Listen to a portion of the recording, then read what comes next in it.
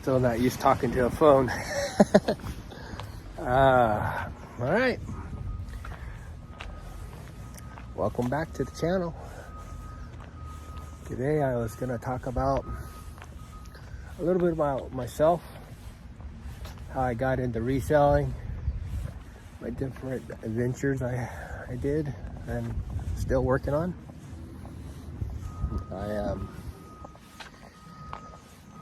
I got hooked on golf at an early age, right after my mom passed at age 11. And I started working on a driving range. They were giving me free golf balls, keeping me busy. I used to drive everybody crazy when I was a kid. I started separating golf balls on the driving range for the staff and helping them pick up baskets and ask thousands and thousands of questions. I drove everybody crazy. Oh, the sun. I'll get used to this filming. But I realized at a young age I was separating golf balls from the driving range to play because I didn't have any money, and I would use those golf balls at a young age. And back then those golf balls used to be like Titleist, and you mishit it once and it would just basically unravel. 안녕하세요.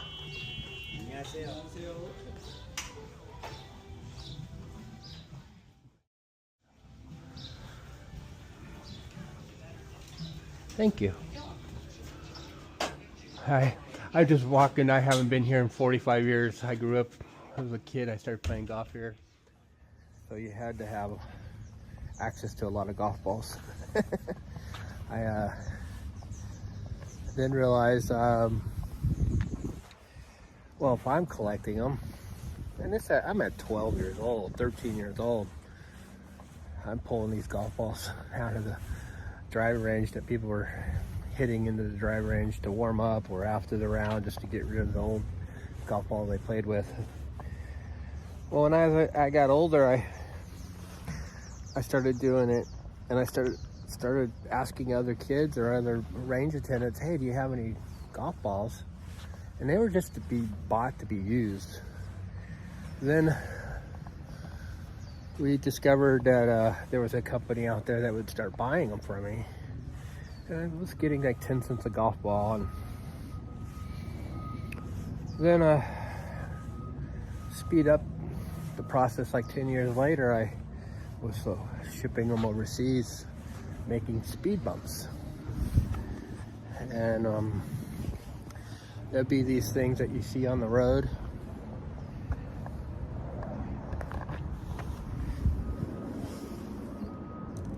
And we've all drove over them. They're all recycled plastic. A company in Europe would buy them from me and melt them down, and I would ship 10,000 balls at a time on a freight, and they would put them on a ship, and that's how I supported, one way I supported my dream to play in professional golf. And I was a pretty good golfer. At one time, I don't know, maybe 3-4 year period, I would say a 3 year period where I never shot over par. And that was between high school and my first year of college.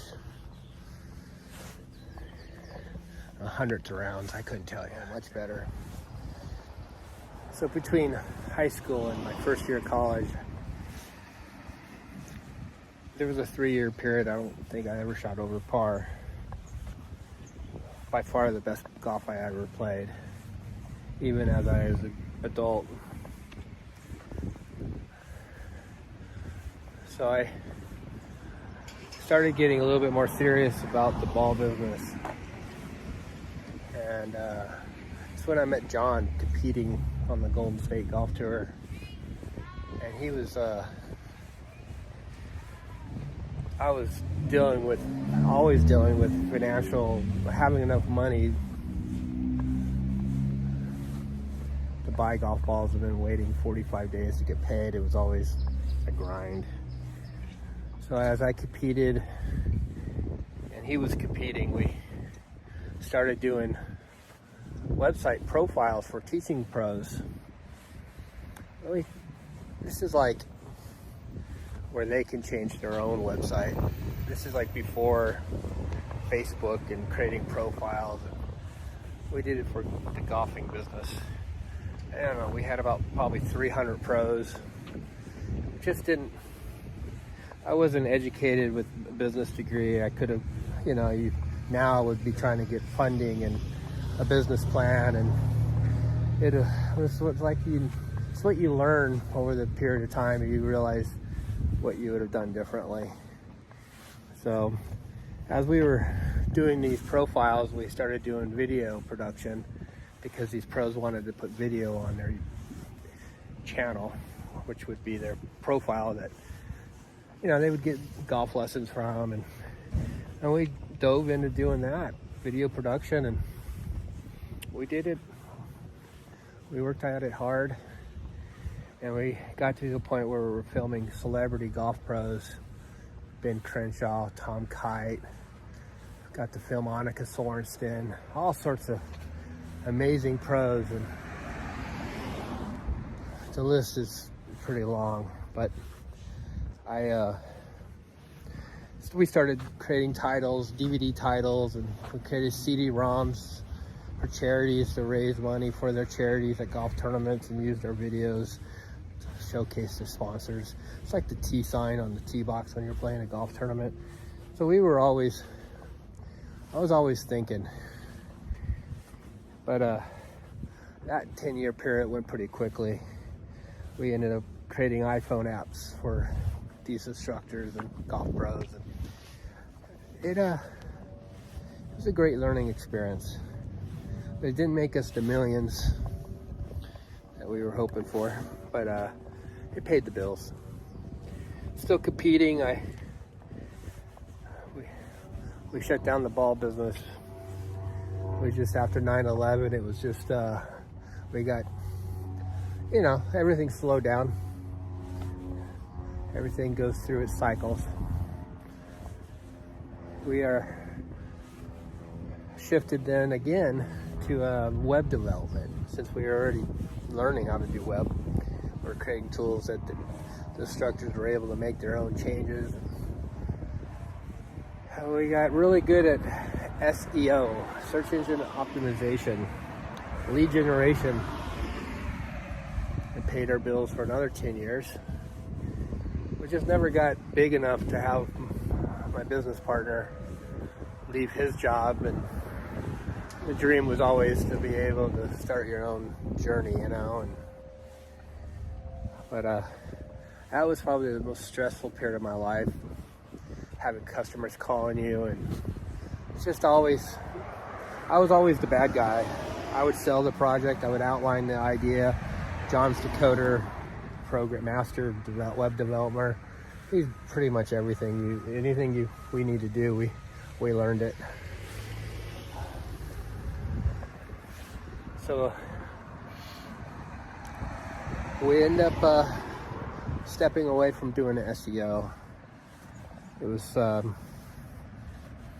especially when customers really didn't appreciate, and you just kind of had to start protecting yourself. And me being the bad guy and he being the good guy, they always went to him, and I always had to be the relationship ender. Because we don't have time for, once we're generating new leads and you're expecting so much more, it's like you're talking about thousands and thousands and thousands of dollars of extra work, and it's not free, So that was my journey on web development. But I've been outlining ideas and products, and I was the creator, I was the producer, I was the director. I was able to get my first patent, or even the tripod. like the selfie stick on a stick that went into a ground or into a base. So if you were like sports, you were able to film yourself without holding the camera. Struggled with that product, always having issues with quality control, and products were not, the items I was buying from China, we were lucky to get them back, or if they were, when it did come back, it was always something you didn't want. So you could only go so long on something until you just had to back away. And that's what I had to do. It was a fun period of time. I'll never, I wouldn't take any of it back. Obviously all the pain body is there from different experiences, but if you don't learn from those mistakes, if you're not curious and you can prevent being judgmental, you can achieve pretty much anything you want. So let's reflect back again. Let's go back to about 15, 16, 17. I was playing with a young kid named Hito. Konnichiwa. I hope you see this someday, my friend. I miss you. You were always good to me. I know your dad owned Sony. I know all about it. I'm happy for you. He got me thinking. He's like, oh, that tailor-made driver I was sold in Japan for $500. And I go, I'll go buy them. I bought hundreds and hundreds of them. Yep. So I was exporting golf clubs, tailor-made drivers. The first year they came out with these small little heads. Now looking at them now, you'd be like, oh, that looks like a 3-wood, or just anybody that plays golf for a long time would know what I'm talking about. But that didn't last long. Once we discovered the profit, we had grows from Japan coming and buying them in hundreds. We changed it up. We started painting them gold. I started painting them gold. So it wasn't like, it was probably a year and a half I did that. That was fun.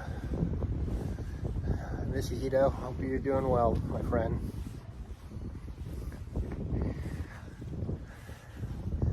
Yeah. Got to play a lot of golf. I used to be putting on the putting green waiting for a trophy ceremony. And this young small kid would show up, and he just kept on showing up, and I knew he was good. Good morning. Hey, kiddo. Hey, Beaver Rears. Aw. I talk dog too. Have a good day. Sorry. Dogs love me. Yeah, his name was Tiger Woods.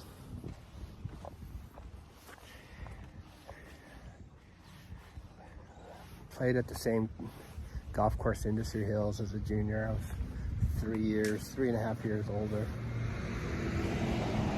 But I had a falling out with his dad one day. I was trying to collect Tiger's losses. And, being socially inept and dyslexic, no one really knew me. I mean, I didn't even know how to learn yet. And I can reflect back, and I put my foot in my mouth. And I'm pretty sure Tiger will remember that moment. I actually know he did. 25 years later, my wife and I were standing at Riviera. He walked by me and he stopped and said, Mark? Yeah, he remembered. I never reconnected, or there was no need to. I'm very grateful for what he did for the game, and yeah, he was real good, guys. He was real good. He was the first one I came up against that I just couldn't beat. But with my dyslexia and my learning disabilities I had, colleges would just bypass me, and it made me mad. It really made me upset. of the kids in my high school. I got transferred to 4 different high schools. La Mirada High School. They, instead of holding me back, they moved me up 1 year. 1986, I remember my teacher, special ed teacher, was like, we're going to watch the space shuttle take off, and like 45 seconds before it blew up, I asked the teacher, I go, what happens to the space shuttle, the astronaut, if the space shuttle blows up? And in 45 seconds. That's the first time I felt what I would call, for my friends that know what a hooker on the corner stands for, is projecting things that, I don't know, part of my uniqueness. But the hooker on the corner is an ability of me feeling people's intentions and using it to benefit or protect myself. I did that a lot in my life. Yeah, wow. Yeah, I was kidnapped for about 2 years, guys, when I was a kid.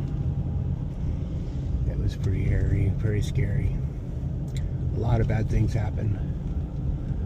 A lot of bad stuff. So we're bringing back those memories are not easy, but at the same time, I'm doing my best. You know, we're gonna keep going, and you process what happens, and you move on in life. But this, when I got back, I fell in love with baseball, but I realized with the way I learned, there was just everybody on the team would make fun of me, and just, even though I was a pretty good athlete, or people said I was really good. Anyway,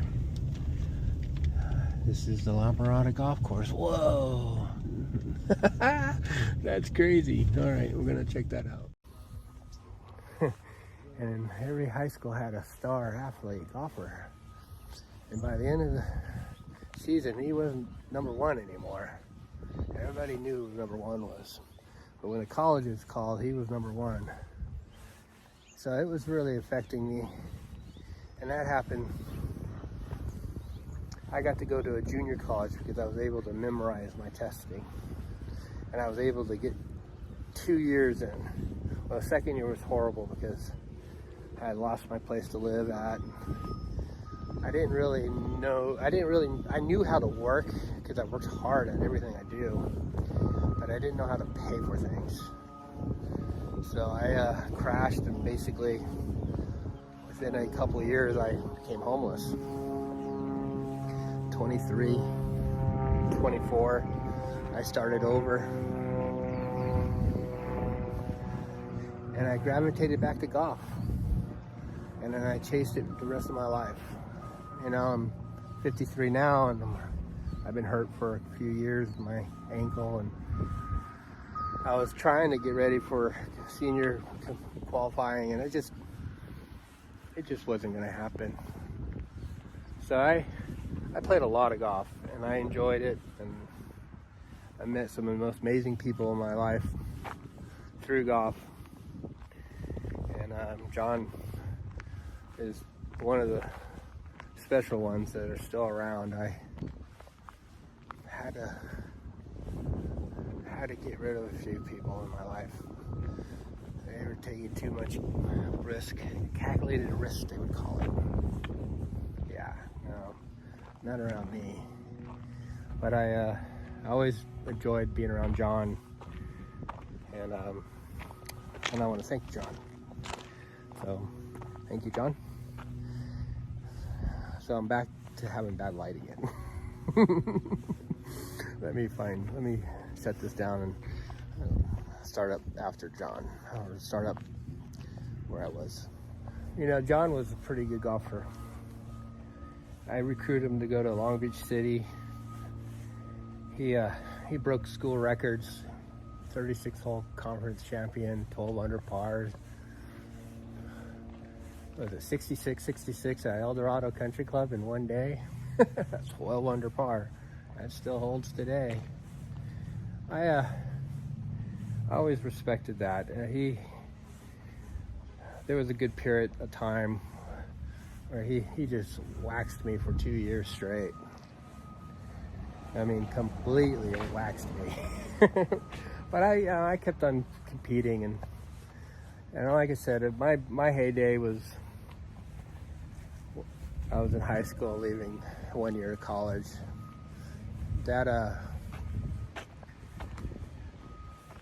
But that time I got to hang out with John. We were able to do all these little adventures and meet some of the most amazing people in the world, and get to, you're filming Ben Crenshaw, one of your idols, and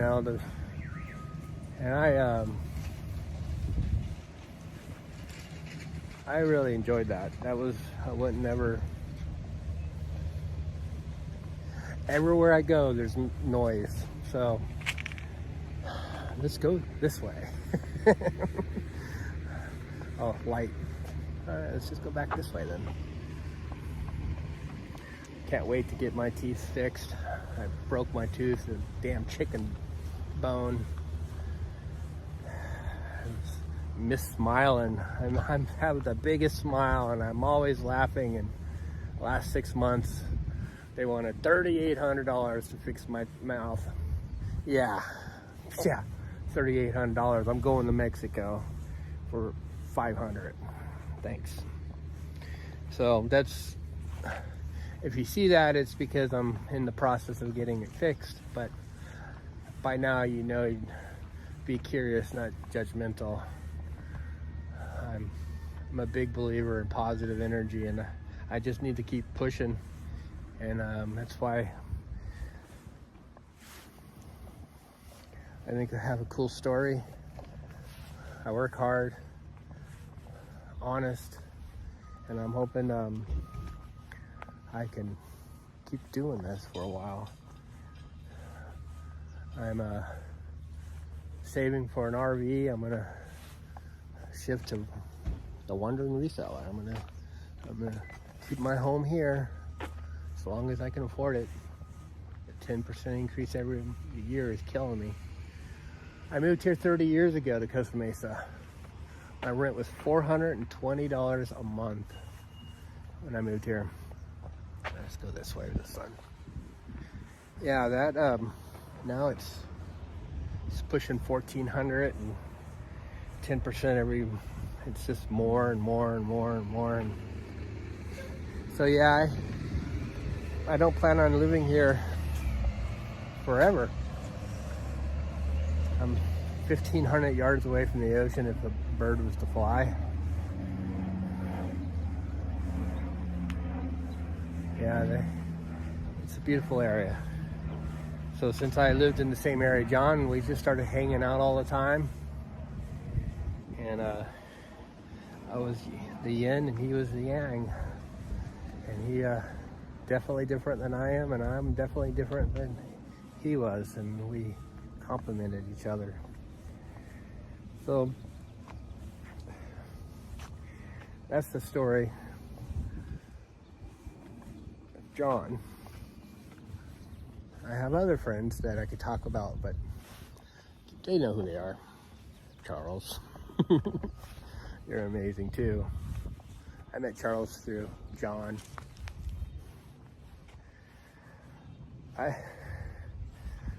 He's a lawyer, so he likes debating.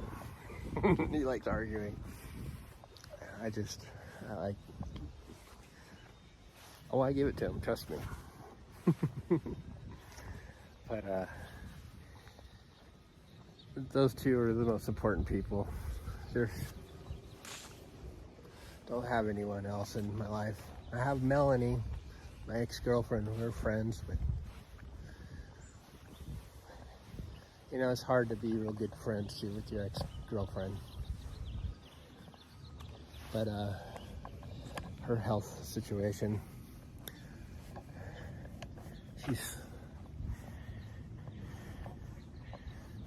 she's preparing, so I keep praying for her. I guess I can't talk about her, but she's important. Here's another lawyer. That was one of the first commercial real estate lawyers in Texas. She is a kick-ass lady, and I always appreciate her.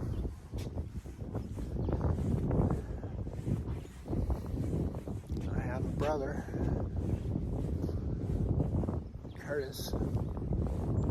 I love him. We've had different journeys. We don't talk much, but someday we'll be able to. So, yeah, the family life, I'm pushing, I'm working hard, just trying to keep going. And I just, want to get to Arkansas. I bought land, maybe in 10 years. I gotta keep trying, right? You just got a dream, you want to do something. Yeah, I love the people there. I love the fishing. I love the nature. I love it all. I live in here's Newport, and there's Costa Mesa. Mobile home. $3 million homes. So yeah, will my home be a condo someday? I would hope so. The business, he's a smart. I got people coming on. So hopefully in the next, I would say the next 8 months, I'll be part-time off-grid. I don't know if that makes sense, but it's called Nomad. But I'm going to call my channel the Wandering Reseller. And I've already been talking about it in my channel videos, so if you're new to the channel, you're going to get a little bit of in-depth about where I'm coming from and where I'm going, and I'm shifting to small items. I can carry Hey, that's another John. He got me going back to church. Yeah. Well, I've been going to church, but I lose my direction sometimes. He's like 84. He's quite older than I am. But so the journey is real. I bought property in Arkansas. I actually have more noise. I got a good sized lot. I'm gonna make it a off-grid at the beginning, just get used to the rotation. I'm gonna try to stay here as long as I can till my roommate leaves, or I just don't want to do it anymore. It's getting so expensive. So I hope you follow along, and thank you for listening to my story.